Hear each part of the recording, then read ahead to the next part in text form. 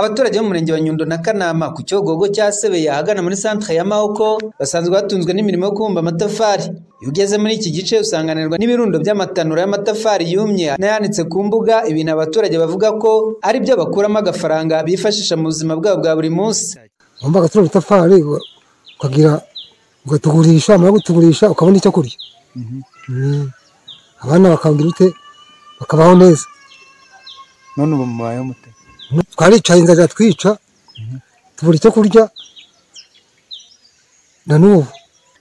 Ubona nyine uko tubayeho natwe tubayeho gucyo, ndacyo turi kurya, inzara iratwishe, mbese ndakunda tubayeho nyine, mbese inzara iratunogeje natwe n'igishobora kunadutunze.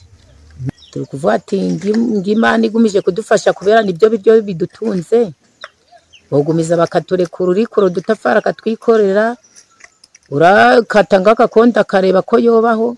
Ngatwe turi abakecuru turashaje, ndidushoboye kujya mu kiraka, twabona ngaka kadafari kakadufasha kubera ndidugishoboye gukora, ndaho twojya mu kiraka ngo twohinga baduhe cya gihumbi. Ariko twabumbye ngaka gataka tworarira, turi gushaka ubufasha yuko bodufungura bino binombe tukabaho gutyo. Nyuma y'uko umurenge wa Nyundo ufashe ingamba zo kubabuza kubumba ngo kuko batujuje ibyangombwa nabwo butagaragaza ibyo ari byo, abaturage bavuga ko byatangiye kubagiraho ingaruka kuko basigaye babwirirwa bakaburara, ndetse ngo akaba ntawe ugitaha bwije kubera insoresore zayobotse inzira yo kwambura abaturage kuko babuze icyo bakora. Ha mituweli tuvanamo, n'utundi tuntu two mu rugo twose tuvanamo, tuba dukeneye no kurya byose bivamo. Aho duhagarike nyine guca uko tunabayeho, guca no suka ngo guca muno bimeze, muno basanga bakoze abagore bahetse abana iki, abaturutse mu tundi turera muri Rutsiro bazakoramo. Guca baduhagarike rero ubwo bashatse izindi mirimo, bamwe bavugiye mu byayi, abandi none barabarira kugira bagaze bari abasore bahagaze babuze akazi nyine. Umuntu ukumva ngo bamwe bibye guca nda muntu gitaha nijoro. Oya, gutega muno n'ugutaka saa moya kuba wageze mu rugo. Umusigire w'umuyobozi w'umurenge wa Nyundo Kagina Diogene avuga ko iki cyemezo cyafashwe mu rwego rwo kurengera ibidukikije no guca ububumbyi bw'akajagari, maze bashyiraho umurongo wo gusaba ibyangombwa ku bashaka kubumba.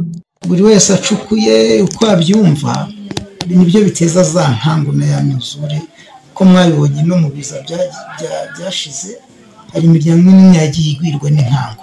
Tumaze rero kubona ko ari ikibazo, byabaye ngombwa ko tuganira n'abaturage, tugira inama kenshi, tukabasobanurira ubwo gucukura nta byangombwa. Ikigo cy'igihugu gishinzwe ubucukuzi bwa mine gaze na peteroli nacyo kiradusura kikabagira inama ku buryo abashaka kubikora mu buryo bwubahirije amategeko, tubagira inama yo gusaba ibyangombwa, ariko kandi n'ababifite tukabagira inama yo kubahiriza amategeko agenga ubucukuzi.